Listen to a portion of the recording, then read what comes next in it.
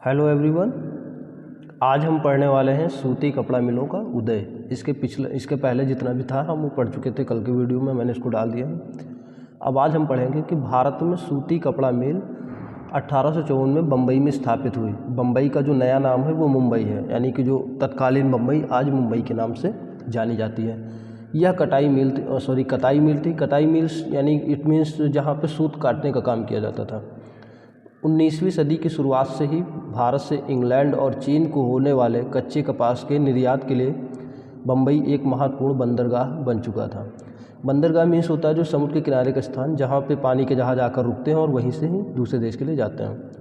बम्बई पश्चिमी भारत की काली मिट्टी वाली उस विशाल पट्टी से काफ़ी निकट था जहाँ कपास की खेती की जाती थी। ये हमको पता है कि कपास की खेती के लिए काली मिट्टी बहुत ही अच्छी मानी जाती है, उसमें कपास का प्रोडक्शन बहुत ज़्यादा अच्छा होता है। जब वहाँ सूती कपड़ा मिलों की स्थापना हुई तो उन्हें कच्चा माल आसानी से मिलने लगा। एक्चुअली बम्बई में जब कपड़ा मिलों की स्थापना हुई और पास में ही काली मिट्टी की पट्टी भी थी। पट्टी में यानी कि एक व्यापक एरिया जहाँ पे कपास की खेती अच्छे से की जा सके, तो इससे काफ़ी बेनिफिट हुआ कि सूती कपड़ा मिलों के पास ही कपास की खेती भी होने लगी, तो जिससे कंपनियों को, मिलों को आसानी से कच्चा माल मिलने लगा, जिससे उनको कपड़ा बनाना आसान हो गया। अब नीचे एक पिक्चर है, देखो, राजा दीनदयाल द्वारा 1900 में लिया गया एक चित्र है, एक मिल का चित्र है जिसमें महिलाएं सूत काटने का काम करती हैं। और हम पहले भी डिस्कस कर चुके हैं कि सूत काटने का काम महिलाएं करती थी और उसको बुनने का काम पुरुष करते थे। सन 1900 तक आते आते बम्बई में 84 कपड़ा मिलें चालू हो चुकी थी। उनमें से बहुत सारी मिलें पारसी और गुजराती व्यवसायियों ने खोली थी जो चीन के साथ व्यापार करके काफ़ी पैसा कमा चुके थे। 1900 के आसपास बम्बई में 84 यानी 84 कपड़ा मिलें चालू हो चुकी थी और उनको चालू करने वाले कौन थे? पारसी समुदाय के लोग थे और गुजराती व्यवसायी थे। और उन्होंने क्या किया था कि व्यवसाय करके वो चीन के साथ जब व्यापार करते तो उनको काफ़ी फ़ायदा होता था, काफ़ी पैसा मिलता था। इस दौरान दूसरे शहरों में भी ऐसे कई कारखाने खोले गए। अहमदाबाद में पहला कारखाना 1866 में खुला। अहमदाबाद जो कि गुजरात का ही एक शहर है, उसमें पहला कारखाना यानी कपड़ा मिल का जो पहला कारखाना है 1866 में खुला। और अगले ही साल मीन्स 1862 में ही संयुक्त प्रांत स्थित कानपुर में भी एक कारखाना खोला गया। अब आप यहाँ पे कंफ्यूज होंगे कि संयुक्त प्रांत मीन्स क्या, जबकि कानपुर तो उत्तर प्रदेश में है। तो जो संयुक्त प्रांत है, आज़ादी के पहले उत्तर प्रदेश को संयुक्त प्रांत कहा जाता था। जब भारत आज़ाद हुआ उसके बाद फिर उत्तर प्रदेश नाम रखा गया, यानी संयुक्त प्रांत नाम, यूनाइटेड प्रोविंस जो है नाम था, उसको चेंज करके उत्तर प्रदेश नाम रखा गया। सूती कपड़ा मिलों की बढ़ती संख्या के कारण मजदूरों की मांग भी बढ़ने लगी। हजारों गरीब काश्तकार, दस्तकार और खेतिहर कामगार कारखानों में काम करने के लिए शहरों की तरफ जाने लगे। एक्चुअली हुआ क्या कि जब धीरे धीरे कपड़ा मिलों की संख्या में वृद्धि होने लगी, यानी जब ज़्यादा कपड़ा मिलों की स्थापना होने लगी तो उन कपड़ा मिलों में काम करने के लिए मजदूरों की भी आवश्यकता होने लगी। और जब मजदूरों की आवश्यकता होने लगी तो जो गाँव में रहने वाले काश्तकार, दस्तकार, खेतिहर मजदूर, वो सब काम की तलाश में शहर की तरफ जाने लगे और कारखानों में काम करने लगे। प्रारंभिक कुछ दशकों के दौरान, यानी जब कपड़ा मिलों की स्थापना हुई तो उसके कुछ दशकों के दौरान भारतीय कपड़ा कारखानों को बहुत सारी समस्याओं से जूझना पड़ा। ये हमको पता है कि जब भी हम कुछ नया स्टार्ट करते हैं तो हमें स्टार्टिंग में बहुत सारी प्रॉब्लम को फेस करना पड़ता है। तो उसमें से कुछ समस्या क्या थी? जैसे सबसे पहले समस्या तो यही थी कि इस उद्योग को ब्रिटेन से आए सस्ते कपड़ों का मुकाबला करना पड़ता था। ज़्यादातर देशों में सरकारें आयातित वस्तुओं पर सीमा शुल्क लगाकर अपने देश में औद्योगिकरण को बढ़ावा देती थी। इससे प्रतिस्पर्धा खत्म हो जाती थी और संबंधित देश के नवजात उद्योगों को संरक्षण मिलता था। परंतु औपनिवेशिक भारतीय सरकार ने स्थानीय उद्योगों को आमतौर पर इस तरह की सुरक्षा नहीं दी। लिहाजा भारत में औद्योगिक सूती वस्त्रोत्पादन की पहली बड़ी लहर प्रथम विश्व युद्ध के समय दिखाई दी, जब ब्रिटेन से आने वाले कपड़े की मात्रा में काफ़ी कमी आ गई थी और सैनिक ज़रूरतों को पूरा करने के लिए भारतीय कारखानों से कपड़े का उत्पादन बढ़ाने की मांग की जाने लगी। इसमें देखो क्या हुआ कि जब प्रारंभिक जो समस्याएं आ रही थी कपड़ा मिलों के पास, उसमें पहली समस्या थी कि जो ब्रिटेन से कपड़ा आता था भारत में बिकने के लिए, तो वो सस्ता भी होता था क्योंकि ब्रिटेन में इन उद्योगों की स्थापना पहले हो चुकी थी, तो वो सस्ते कपड़े बना के भारत में ही भेजते थे, भारत में बिकते थे। और यहाँ पर इंडस्ट्रीज़ की स्थापना हुई थी, जल्द ही हुई थी, यानी ब्रिटेन के बाद हुई थी। तो तो यहाँ की जो कंपनियाँ थी उनको दिक्कत होती थी कपड़ा अपना बेचने में, क्योंकि वो कपड़ा ब्रिटेन से आया हुआ कपड़ा सस्ता भी होता था और उस समय तत्कालीन जो मौजूदा सरकार थी वो औपनिवेशिक सरकार थी, यानी ब्रिटिश सरकार थी। तो वो यहाँ के उद्योगों को संरक्षण भी नहीं देती थी, किसी भी प्रकार का कोई संरक्षण नहीं देती थी। इस वजह से यहाँ के उद्योगों को बहुत ज़्यादा प्रॉब्लम होती थी। लेकिन फिर धीरे धीरे क्या हुआ कि जब प्रथम विश्व युद्ध जब स्टार्ट हुआ, यानी प्रथम विश्व युद्ध 1914 के उसमें स्टार्ट हुआ था। जब प्रथम विश्व युद्ध स्टार्ट हो गया तब ब्रिटेन से आने वाले कपड़ों की मात्रा में कमी आने लगी, और जब ब्रिटेन से आने वाले कपड़ों की मात्रा में कमी आने लगी तो यहाँ के जो कारखाने थे उनसे भी प्रोडक्शन बढ़ाए जाने की मांग की जाने लगी कि जो भारतीय इंडस्ट्रीज़ हैं, भारतीय कारखाने हैं, वो अपने कपड़े का उत्पादन बढ़ाएं। अब इसके बाद हम देखते हैं टीपू सुल्तान की तलवार और वुड्स स्टील। हमने टीपू सुल्तान के बारे में पहले भी पढ़ा है कि टीपू सुल्तान मैसूर का शासक था, मैसूर जो कि इस समय कर्नाटक के नाम से जाना जाता है। तो भारतीय इस्पात और लौह धातु कला की कहानी हम टीपू सुल्तान के एक मशहूर किस्से से शुरू करते हैं। ये वही टीपू सुल्तान हैं जिन्होंने 1799 तक मैसूर पर शासन किया और अंग्रेज़ों से 4 लड़ाइयाँ लड़ी और हाथ में तलवार लिए लड़ते लड़ते मारे गए थे। टीपू की विश्व विख्यात तलवारें आज इंग्लैंड के संग्रहालयों की बहुमूल्य संपत्ति हैं। यानी कि जो टीपू सुल्तान थे वो 1799 में युद्ध में ही वो शहीद हुए थे और उनकी जो तलवारें थी वो आज भी इंग्लैंड के संग्रहालयों में सुरक्षित हैं, संरक्षित हैं, रखी हैं और बहुत बहुमूल्य मानी जाती हैं। लेकिन क्या आप जानते हैं कि टीपू की तलवार इतनी खास क्यों थी? दरअसल अब हम इस पर बात करते हैं कि दरअसल इस तलवार की धार इतनी सख्त और पैनी थी कि दुश्मन के लौह कवच को भी आसानी से चीर सकती थी। यानी उस तलवार में इतनी ज़्यादा जो धार थी कि वो लोहे को भी काट सकती थी। इस तलवार में यह गुण कार्बन की अधिक मात्रा वाली वुड्स नामक स्टील से पैदा हुआ था, जो पूरे दक्षिण भारत में बनाया जाता था। इस वुड्स स्टील की तलवारें बहुत पैनी और लहरदार होती थी। इनकी यह बनावट लोहे में गढ़े कार्बन के बेहद सूक्ष्म कणों से पैदा होती थी। यानी वो तलवार इतनी ही कीमती होने का उसका रीज़न था कि वो लोहे के कवच को भी काट सकती थी और उसमें वह गुण जो है कार्बन की मात्रा पर डिपेंड करता था। टीपू सुल्तान की मृत्यु के बाद 1800 में मैसूर की यात्रा करने वाले फ्रांसिस बुकानन ने इस बात का ब्यौरा दिया कि मैसूर की सैकड़ों प्रगलन भट्टियों में वुड्स स्टील किस तरह बनाया जाता था। यानी कि जब मैसूर की डेथ हो गई तो उसके बाद 1800 में एक फ्रांसिस बुकानन ने इस बात का ब्यौरा दिया कि मैसूर की फैक्ट्रियों में मैसूर की सैकड़ों प्रगलन भट्टियों, प्रगलन मीन्स होता है एक ऐसा प्लेस जहाँ पे जो है धातु को पिघला के बनाया जाता था, चट्टानों को पिघला के या धातु को पिघला के तैयार किया जाता था। तो उसी भट्टियों में वुड्स स्टील बनाया जाता था। इन भट्टियों में लोहे को काठ कोयले के साथ मिलाकर मिट्टी की छोटी छोटी हांडियों में रख दिया जाता था। यानी जो काठ कोयला होता था उसमें लोहे को मिलाकर रख दिया जाता था, जो छोटी छोटी मिट्टी की हांडियों में मिला के रखा जाता था। तापमान के जटिल उतार चढ़ावों को नियंत्रित करते हुए प्रगालक इस्पात की सिल्लियाँ तैयार कर लेते थे, जिनका न केवल भारतीय बल्कि पश्चिमी और मध्य एशिया में भी तलवारें बनाने के लिए इस्तेमाल किया जाता था। अब देखो उसमें क्या होता था, क्योंकि लोहा पिघलाने में टेम्परेचर का बहुत बड़ा रोल होता है। अगर उसमें टेम्परेचर अगर ज़रा सा भी कम या ज़्यादा हुआ तो उसकी गुणवत्ता पे फ़र्क पड़ेगा, लोहे की गुणवत्ता पे फ़र्क पड़ेगा।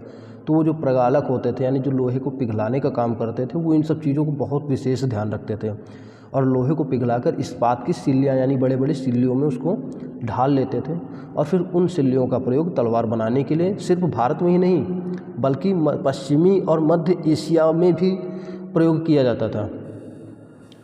अब बात करते हैं वुड्स असल में कन्नड़ शब्द उक्कू, तेलुगु शब्द हक्कू और तमिल व मलयालम शब्द उरक्कू यानी स्टील का ही बिगड़ा हुआ अंग्रेजी रूप है। यानी स्टील से ही मिला उसको स्टील का ही एक रूप है जो वुड्स नाम दिया गया था। भारतीय वुड्स स्टील ने यूरोपीय वैज्ञानिकों को काफ़ी आकर्षित किया था। यानी कि जो भारतीय स्टील की गुणवत्ता इतनी अच्छी थी कि उन्होंने यूरोपीय वैज्ञानिकों को आकर्षित कर लिया कि यूरोपीय वैज्ञानिक आके इस पर परीक्षण करना चाहते थे कि आखिर इस वुड्स स्टील में इतनी अच्छी गुणवत्ता आई कैसे। विश्वविख्यात वैज्ञानिक और बिजली व विद्युत चुंबकत्व का आविष्कार करने वाले माइकल फैराडे ने भारतीय वुड्स स्टील की विशेषताओं का 4 साल यानी 1818 से 1822 तक अध्ययन किया। यानी जो माइकल फैराडे जो कि बहुत ज़्यादा प्रसिद्ध वैज्ञानिक थे उन्होंने ऊर्ज स्टील पर अध्ययन किया, परंतु दक्षिण भारत में इतनी प्रचलित वुड्स स्टील निर्माण प्रक्रिया 19वीं सदी के मध्य तक आते आते पूरी तरह लुप्त हो चुकी थी। क्या आप बता सकते हैं कि ऐसा क्यों हुआ होगा? क्या हम इस बात पे देख सकते हैं कि ऐसा क्यों हुआ होगा कि जो इतनी विश्व प्रसिद्ध वुड्स स्टील थी, जो 18वीं शताब्दी 19वीं शताब्दी की स्टार्टिंग में इतनी फेमस थी, वो मध्य शताब्दी आते आते लुप्त क्यों हो गई? भारत पर अंग्रेज़ों की जीत के साथ ही यहाँ का तलवार और हथियार उद्योग समाप्त हो गया और भारतीय कारीगरों द्वारा बनाए गए लोहे और इस्पात का स्थान इंग्लैंड से आए लोहे और इस्पात ने ले लिया। तो यानी हम जैसे बात करते हैं कि ये लुप्त कैसे हुई, तो इसमें हुआ क्या कि जब भारत पर अंग्रेज़ों ने अधिकार कर लिया, जब भारत पर अंग्रेज़ों ने अधिकार कर लिया तो अंग्रेज़ जब यहाँ पे आ गए तो उन्होंने भारतीय कामगारों द्वारा बनाए गए लोहे और इस्पातों को धीरे धीरे हटा दिया और वहाँ पे अपने देश से लाए हुए इस्पात और लोहे को स्थापित कर लिया, यानी बेचने लगे। अब इसके बाद हम बात करते हैं कि गाँवों की उजड़ी भट्टियाँ। वुड्स स्टील उत्पादन के लिए लोहे के परिशोधन की बेहद परिष्कृत तकनीक जरूरी थी, यानी कि वुड्स स्टील बनाने के लिए लोहे के परिशोधन यानी कि लोहे का जो परिशोधन होता था उसके लिए बहुत अच्छी तकनीक की आवश्यकता थी। परंतु भारत में 19वीं सदी के अंत तक लोहे का प्रगलन एक सामान्य गतिविधि थी, यानी कि जब धीरे धीरे 19वीं सदी के अंत तक लोहे का प्रगलन यानी लोहे को जो गलाने का काम था बिल्कुल एक सामान्य गतिविधि हो गई थी, सामान्य प्रक्रिया हो गई थी।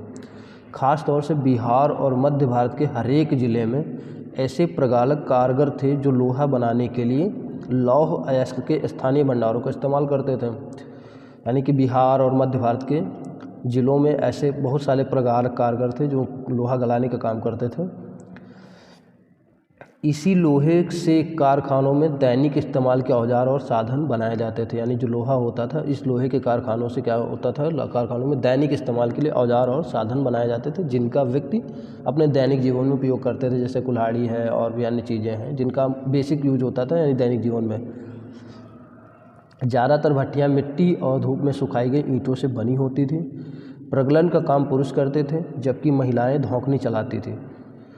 धौंकनी मीन्स होता है कि नहीं हवा करने का काम, यानी प्रगलन का काम यानी कि लोहे को गलाने का काम पुरुष करते थे और उसमें जो भट्टियाँ होती थी उसमें जो हवा झोंकने का काम या हवा देने का काम वो महिलाएं करती थी। वे कोयले को लगातार दहकाने के लिए हवा फेंकती रहती थी, यानी महिलाएं जो है कोयलों को दहकाने के लिए यानी कि और ज़्यादा उसको पिघलाने के लिए भट्टी और ज़्यादा गर्म हो जाए उसके लिए हवा देना पड़ता था। जैसे अगर आप अभी गांव में देखोगे तो जो लोहार होता है जो लोहा पीटने का काम करता है तो आप वहाँ पे अगर ये चीज़ देखोगे तो आप आसानी से समझ सकते हो कि लोहे को गलाने का या पिघलाने का काम उस समय कैसे होता रहा होगा। अब उसके बाद बात करते हैं आगे। 19वीं सदी के अंत तक आते आते लोहे के प्रगलन का हुनर खत्म होने लगा था, यानी कि जब 19वीं सदी के अंत आते आते यानी 1800 से 90 95 या 80 यानी कि 80-90 के दशक के बाद यानी 19वीं सदी के अंत तक आते आते लोहे के प्रगलन का हुनर खत्म होने लगा था। ज़्यादातर गाँवों में भट्टियाँ ठंडी पड़ चुकी थी और लोहे का उत्पादन गिरता जा रहा था। आखिर ऐसा हुआ क्यों? यानी जब 19वीं सदी के अंत तक क्या हुआ, धीरे धीरे लोहे को गलाने का काम खत्म हो गया और जो वहाँ की ठंडी भट्टियाँ थी और सब चीज़ें थी धीरे धीरे वो व्यवसाय ही खत्म होने लगा था। तो ऐसा हुआ क्यों, हम इसके बारे में जानते हैं कि इसकी एक वजह तो नए वन कानून ही थे जिनके बारे में आप अध्याय 4 में पढ़ चुके थे। यानी हमने इसके पहले इसको पढ़ाया है कि जो अध्याय 4 था उसमें वन कानून बनाया था अंग्रेज़ों ने। वन कानून में होता क्या था कि उन्होंने वन पे कब्जा कर लिया था और लोगों को वहाँ जाने नहीं देते थे, रोकते थे, टैक्स लेते थे, ऐसी बहुत सारी चीज़ें थी। तो इसका पहला कारण है तो वन कानून थे। जब औपनिवेशिक सरकार ने आरक्षित वनों में लोगों के प्रवेश पर पाबंदी लगा दी तो लोहा बनाने वालों को कोयले के लिए भला लकड़ी कहाँ से मिलती, क्योंकि कोयला तो लकड़ी से ही बनता है और वन तो औपनिवेशिक सरकार के संरक्षण में चले गए। जब औपनिवेशिक सरकार के संरक्षण में चले गए तब उनको जो वहाँ पे जो कामगार थे जो लोहा पिघलाने का काम करते थे उनको लकड़ी नहीं मिल रही थी, लकड़ी नहीं मिल रही थी तो कोयला नहीं बना सकते थे। जब कोयला नहीं होगा तो प्रगलन का कार्य नहीं होगा। तो ये एक पहला कारण था जिसकी वजह से प्रगलन का कार्य धीरे धीरे रुका। और लौह अयस्क भी वे कहाँ से ला सकते थे, पहला। उसके बाद दूसरा जो है कारण क्या था कि लौह अयस्क कहाँ से ला सकते थे। वन कानूनों को नज़रअंदाज करते हुए वे अक्सर चोरी छिपे जंगलों में जाकर लकड़ी इकट्ठा कर लाते थे, परंतु लंबे समय तक केवल इसी तरह अपना कारोबार नहीं जारी रख सकते थे। लिहाजा बहुत सारे कारीगरों ने यह पेशा छोड़ दिया और वे आजीविका के दूसरे साधन ढूंढने लगे। एक्चुअली हुआ क्या कि जब वन कानून को कुछ लोग नज़रअंदाज करके चोरी छिपे यानी चोरी से लकड़ी ले आते थे, वनों से काट लाते थे, लेकिन ऐसा आखिर कब तक होता, क्योंकि चोरी से तो बिजनेस हो नहीं सकता था, उन लोगों का काम उतने दिनों तक चल नहीं पाता, बहुत ज़्यादा दिनों तक वो चीज़ नहीं चल पाती। तो फिर क्या हुआ, उन लोगों ने धीरे धीरे अपना जो है रोज़गार ही छोड़ दिया और वो दूसरे काम करने लगे जिससे उनकी आजीविका चल सके। कुछ क्षेत्रों में सरकार ने जंगलों में आवाजाही की अनुमति दे दी थी, लेकिन प्रगालकों को अपनी प्रत्येक भट्ठी के लिए वन विभाग को बहुत भारी कर चुकाने पड़ते थे, जिससे उनकी आय गिर जाती थी। हुआ क्या था कि सरकार ने कुछ क्षेत्रों में आने जाने के लिए परमिशन दे दी थी कि आप आ सकते हो, अपना काम कर सकते हो, लेकिन उसके बदले में क्या था, वो टैक्स बहुत ज़्यादा मांगते थे। तो जिसकी वजह से अगर टैक्स बहुत ज़्यादा दिया जाएगा तो उनकी जो इनकम होगी वो कम हो जाएगी, और इनकम कम हो जाने का मतलब है कि फिर कोई कार्य करना नहीं चाहेगा, कोई बिजनेस करना नहीं चाहेगा, क्योंकि लागत ज़्यादा आएगी, इनकम बहुत कम होगी, टैक्स भी देना पड़ेगा, तो उससे वो लोग फिर धीरे धीरे वो काम ही छोड़ दिए। 19वीं सदी के आखिर तक ब्रिटेन से लोहे और इस्पात का आयात भी होने लगा था। पहले क्या था कि पहले कपड़ा आयात होता था, अब क्या हुआ था, लोहा और इस्पात का भी यानी स्टील का भी, आयरन और स्टील का आयात भी होने लगा था। मैंने बताया था कि आयात मीन्स होता है जब किसी दूसरे देश से अपने देश में कुछ मंगाना, और निर्यात का मतलब होता है कि जब अपने देश से किसी दूसरे देश में भेजना, इसी को बोलते हैं आयात और निर्यात। तो जब किसी देश में आयात बहुत ज़्यादा होता है तो यानी उसकी आर्थिक स्थिति पर फ़र्क पड़ता है। तो ब्रिटेन से लोहे और इस्पात का आयात भी होने लगा था। भारतीय लुहार भी घरेलू बर्तन व औजार आदि बनाने के लिए आयातित लोहे का इस्तेमाल करने लगे थे, यानी जो यहाँ पे भारतीय लुहार थे, क्योंकि यहाँ पे प्रगालन का काम तो रुक ही गया था या लगभग ख़त्म ही हो गया था, तो जो लोहा था वो ब्रिटेन से आता था। और जो भारतीय लुहार थे वो भी घरेलू बर्तन औजार आदि बनाने के लिए उसी आयातित लोहे को खरीदते थे, जिसकी वजह से भारतीय या स्थानीय प्रगालकों द्वारा बनाए जा रहे लोहे की मांग भी कम होने लगी थी।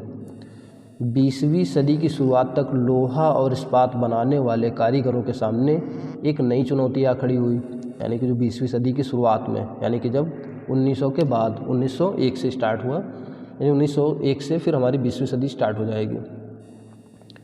भारत में लोहा व इस्पात कारखानों का उदय सन 1904 की बात है। अप्रैल के महीने में अमेरिकी भूवैज्ञानिक चार्ल्स वेल्ड और जमशेदजी टाटा के सबसे बड़े बेटे दोराबजी टाटा छत्तीसगढ़ में लौह अयस्क भंडारों की खोजबीन करते घूम रहे थे। वे भारत में एक आधुनिक लौह एवं इस्पात संयंत्र लगाने के लिए एक अच्छे लौह अयस्क भंडारों की तलाश में कई महीने और काफ़ी सारा पैसा खर्च कर चुके थे। जमशेदजी टाटा भारत में एक बड़ा लौह एवं इस्पात कारखाना लगाने के लिए अपनी संपत्ति का बड़ा भाग खर्च करने को तैयार थे। आप जानते हो कि जो है टाटा जी जो है वर्ल्ड फेमस हैं, तो उनके जो बेटे थे दोराबजी और चार्ल्स वेल्ड, वो लोग क्या है छत्तीसगढ़ के जंगलों में लौह अयस्क के भंडारों की खोजबीन कर रहे थे ताकि वो अपनी फैक्ट्री लगा सकें। एक दिन कई घंटे तक जंगलों की खाक छानने के बाद वेल्ड और दोराबजी एक छोटे से गाँव में जा पहुँचे। वहाँ उन्होंने देखा कि कुछ स्त्री पुरुष टोकरियों में भरकर लौह अयस्क ले जा रहे हैं। ये अगरिया समुदाय के लोग थे जो कि टोकरी में लौह अयस्क ले जा रहे थे। जब उनसे पूछा गया कि वे अयस्क कहाँ से लाए हैं, अयस्क मीन्स होता है जिसमें लोहा और काफ़ी चीज़ें मिक्स होती हैं, तो वे अयस्क कहाँ से लाए, अगरिया समुदाय से उन लोगों ने पूछा, यानी दोराबजी और वेल्ड्स ने पूछा कि आप लोग ये लौह अयस्क कहाँ से लाए। तो अगरिया समुदाय के लोगों ने कहा, उन्होंने दूर स्थित एक पहाड़ी की तरफ उंगली उठा दी। वेल्ड्स और दोराबजी घने जंगलों से होते हुए काफ़ी देर बाद थककर उस पहाड़ी पर जा पहुँचे। पहाड़ी का अध्ययन करने के बाद वेल्ड ने बताया कि उन्हें जिस चीज़ की तलाश थी वह मिल चुकी है।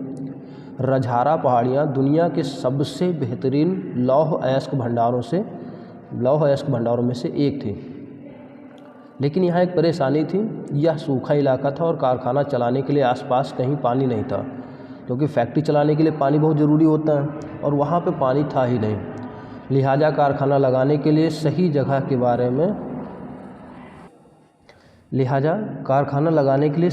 के बारे में टाटा की तलाश जारी रही।